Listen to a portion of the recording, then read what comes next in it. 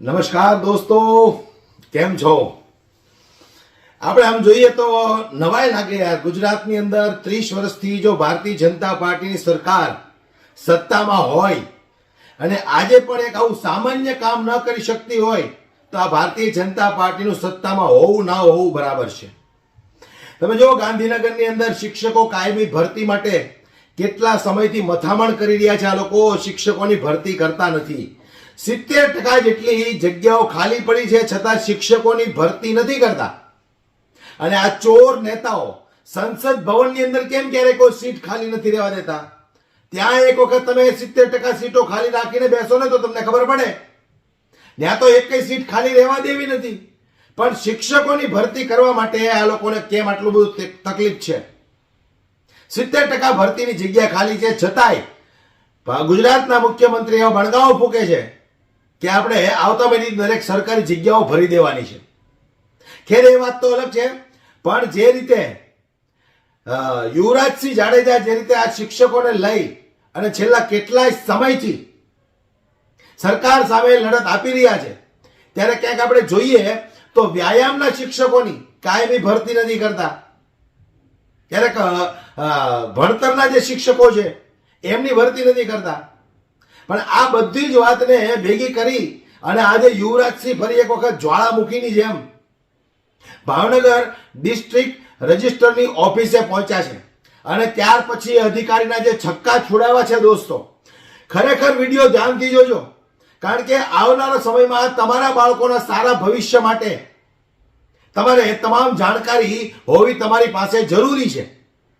જે રીતે અત્યારે સરકાર શિક્ષકોની ભરતી નથી કરતી અને એ વાતને લઈને યુવરાજસિંહ જાડેજા ભાવનગરની ડિસ્ટ્રિક્ટ રજિસ્ટર ઓફિસે પહોંચ્યા છે. અધિકારીના કેવા હાલ કર્યા છે જરા આપણે વિસ્તારથી એ વિડીયો પર એક નજર નાખીએ દોસ્તો.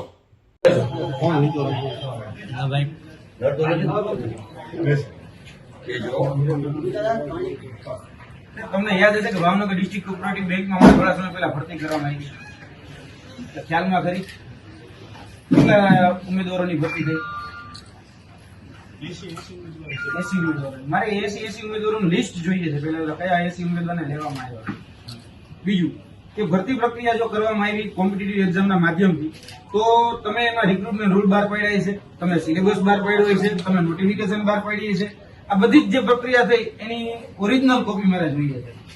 તમે જે તે એજન્સીને કામ સોંપ્યું એ એજન્સી ઓમ એન્ટરપ્રાઇઝ કરીને જે કહી શકાય જે સંસ્થા હતી અમદાવાદ ખાતે, તો તેમાં કઈ ઓળખાણ શા માટે ભાઈ ખાનગી એજન્સીને કોન્ટ્રાક્ટ આપવામાં આવ્યો એનો મારે પુરાવો જોઈએ છે. કારણ કે કોઈ પણ કોમ્પિટિટિવ એક્ઝામ લેવાય તો અમે એવું ઈચ્છીએ છીએ કે સહકારી ક્ષેત્રમાં પણ આઈબીપીએસ જેવી સંસ્થા હોય, નાબાર્ડ જેવી સંસ્થા હોય કે જીપીએસસી જેવી સંસ્થા હોય એને તમે પસંદ ન કરી અને ખાનગી એજન્સીને શા માટે પસંદ કરી એનો ખુલાસો જોઈએ તમારે. એટલે આ બધી વાત અમારે આજે ખુલાસામાં જોઈએ છે. તમે 80 જણા લીધા તો 80 ને કઈ રીતે પસંદગી કરવામાં એના પ્રિલિમમાં માર્ક કેટલા હતા, ઇન્ટરવ્યુમાં માર્ક કેટલા હતા, પ્રિલિમ જે લેવામાં આવી એમાં બધાનું મેરિટ યાદી જે હતી એ કેમ જાહેર કરવામાં આવી એ જોઈએ છે.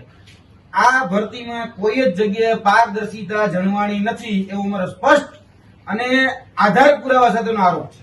કેમ કે આની અંદર જે ભરતી થઈ એ ભરતી સગાવાલાથી લેવામાં આવી છે. આ વાસ્તવિક અને કડી હકીકત છે. કારણ કે આ ભરતીની અંદર જે લોકોના નામ અત્યારે અમે બ્રાન્ચમાંથી કઢાવ્યા આ એ બધાના નામ છે.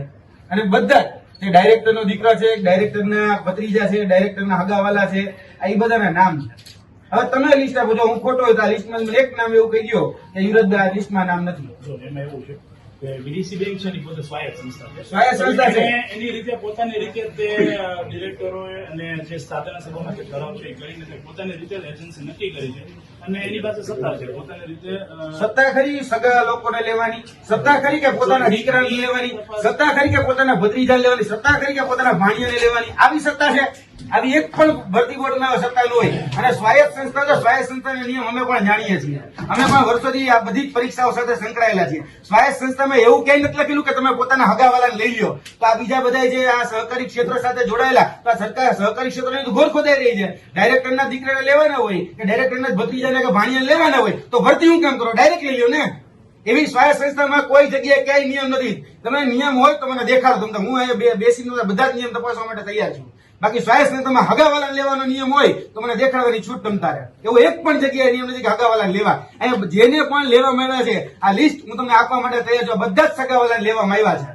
80 જણામાં જે નિમણૂક થઈ છે બધાના નમદાર મારી પાસે ઓડિયો વિડીયો અને આગલા દિવસે તમે ડિસ્ટ્રિક્ટ કોઓપરેટિવ બેંકની જે મુખ્ય શાખા હતી ત્યાં બધા જ વિદ્યાર્થીઓને શા માટે ભેગા કર્યા હતા અને એના પણ સીસીટીવી રજૂ કરો. આગલા દિવસના બધા જ જ્યારે ઇન્ટરવ્યુ હતું રવિવારે એના 3 દિવસ અગાઉના 3 દિવસ પાછળના બધા જ લોકોને અહીંયા બોલાવીને આપવામાં આવે લેટર. શા માટે ભાઈ?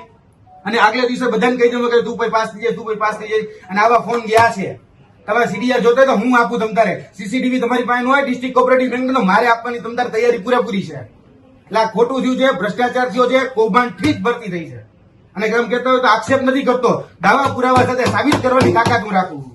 એટલે આ ભરતી પ્રક્રિયાના નામે જે તરકટ રચો છો, નાટક રચો છો ને એ નાટક રચવાનું બંધ કરી દો તમે. કારણ કે તમે જે કહો છો કે ભાઈ સ્વાયત્ત સંસ્થા છે એને નિયમ જાતે બનાવી શકે, પણ ભરતી હગાવાલા નહીં કરવી એવી નિયમમાં ક્યાં લખો? નિયમ દેખાડો હગાવાલા લેવાના લ્યો.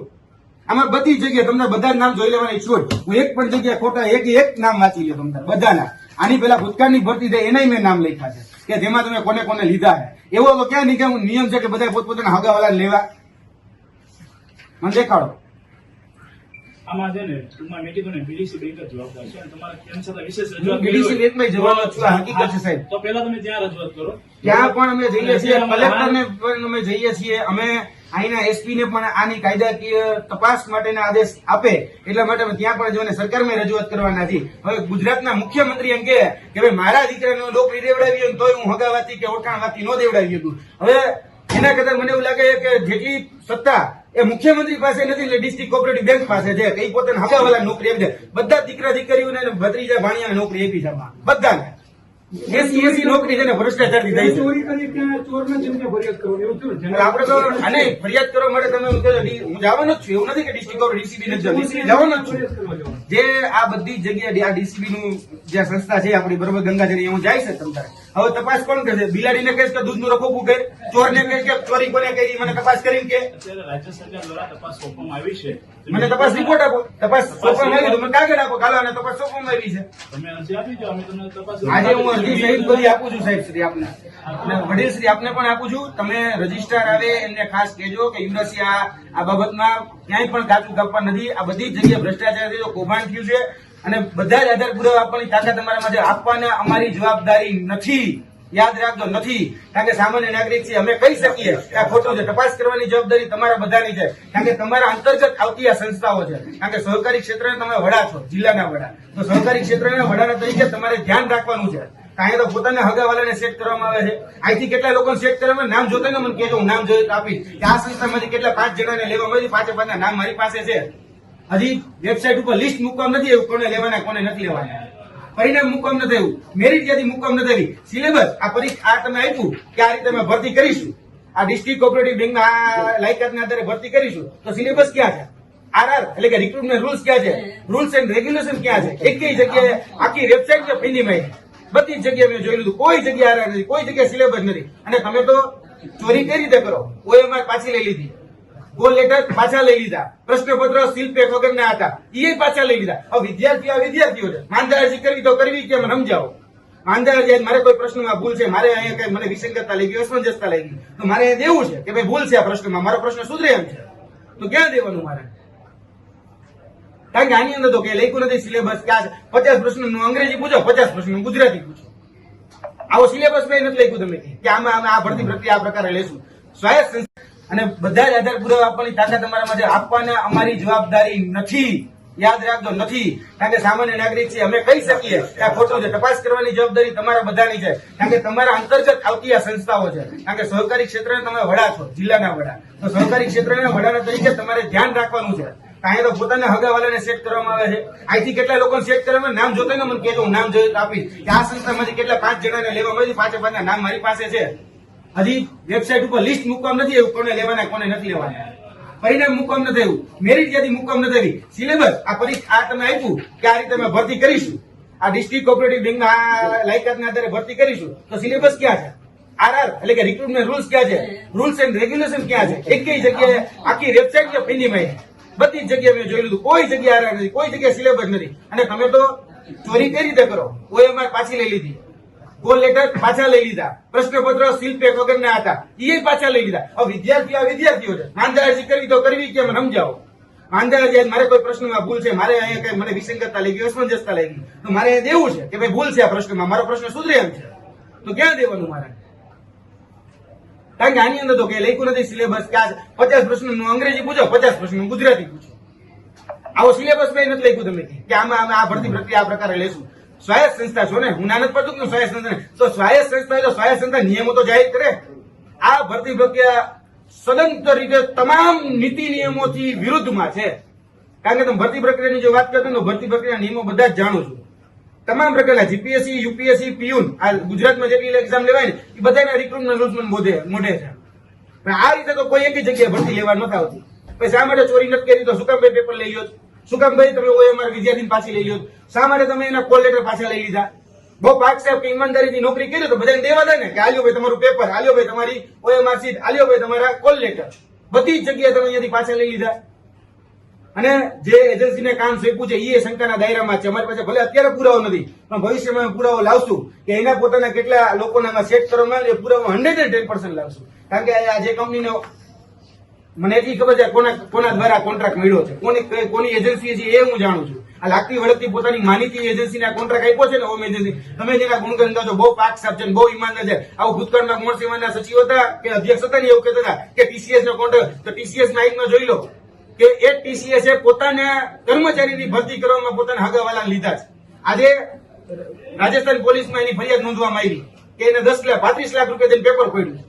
એટલે બહુ વખાણ જેના ગુણગાન ગાવશો ને એ ગુણગાન ગાવા યોગ્ય હતી જ નહીં. અને આ હોમ એજન્સી જરા પણ યોગ્ય નથી. અમે એના વિરુદ્ધ પણ ફરિયાદ, અમે ક્રાઇમ બ્રાન્ચ જે છે અમદાવાદ ખાતે સીપી ઓફિસ ત્યાં એમ આપવાના છે કે આને ભવિષ્યના બાળકો જે છે એના બાળકોના ભવિષ્ય સાથે ચેડા કર્યા છે. આ હકીકત છે.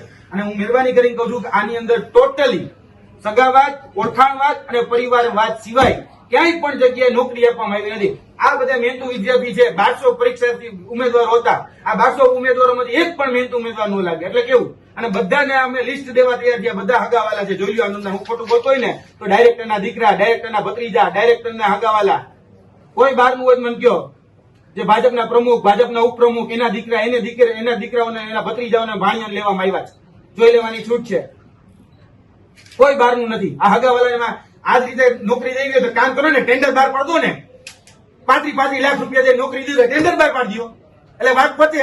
અમુક સહકારી મંડળીઓ સતર્ક થાય કે 35 લાખ રૂપિયા સહકારી મંડળીમાં તો હવે આ રીતે આ જે મહેનતુ વિદ્યાર્થીઓ છે એ તો કઈ આ પરીક્ષાની તૈયારી કરતા તો મૂકે કે ભાઈ હા ભાઈ આમાં મહેનતી નહીં લાગે, જોઈને 35 લાખ દેવાની તૈયારી હોય તો લાગે, એક વાર તો 1-2 વીઘા વેચીને લાગે. આ રીતે ભરતી કરવા મતલબ બિચારા રાત દિવસ મહેનત કરી તૂટી જાય છે. તો ગરીબને કોઈ મધ્યમ વર્ગના દીકરાને જઈને પૂછો. અને અમને ખબર રજીસ્ટર શા માટે જતા રહે, રજીસ્ટર ને ખબર હતી કે ભાઈ અહીંયા આવશો એટલે અમારે સાંભળવાનું થાય. અને કહેજો હોય ને કે તમારા દીકરા તમારા દીકરી કઈ રીતે પરીક્ષામાં લાગે, પૂછવું હોય ને કે યુપીએસસી જીપીએસસી કઈ રીતે પાસ થવાય. આ મહેનત કર્યા વગર હગાવાથી રોકાણવાથી ભ્રષ્ટાચારથી ભરતી કરવી હોય તો ટેન્ડર બહાર પાડ દો. આ રીતે ભરતી કરવાનો કોઈ મતલબ નથી. તો હું કહેવા માંગુ છું આ સરકારને, જો તમારાથી આટલી જગ્યાઓ ન ભરાતી હોય તો તમારે લોકોને સત્તામાં રહેવાનો અધિકાર જ નથી. સંસદ ભવનની અંદર 70% એક વખત સીટો ખાલી રાખીને બેસો તો ખબર પડે. ત્યાં તમારે એક નેતો કે નેતોડીની જગ્યા ખાલી રાખવી નથી. ત્યાં તરત જ તમારે નેતાને બેસાડી દેવો છે, હરામના પગારો લેવા છે. આ શિક્ષકો આટલા સમયથી મથામણો કરે છે કાયમી ભરતી કરો, કાયમી ભરતી કરો, તો એમાં સરકારને પેટમાં દુખે છે. એટલે કહેવાનો મતલબ મારો એટલો જ છે દોસ્તો, આવનારા સમયમાં જો તમારા બાળકોના સારા ભવિષ્ય તમે ઈચ્છતા હો તો જોઈ વિચારીને વોટ કરજો. નહીતર જે રીતે આપણી તો જિંદગી પૂરી થઈ ગઈ આ કમળ છાપમાં, એવી રીતે તમારા બાળકોની જિંદગી પણ આ કમળની છાપમાં પૂરી ન થઈ જાય એનો ખાસ ધ્યાન રાખજો. વિડીયો વધુમાં વધુ શેર કરી દરેક લોકો સુધી પહોંચાડો, બસ એટલી જ વિનંતી કરું છું. વિડીયો પસંદ આવ્યો હોય તો લાઈક કરવાનું ભૂલશો નહીં. જય હિન્દ.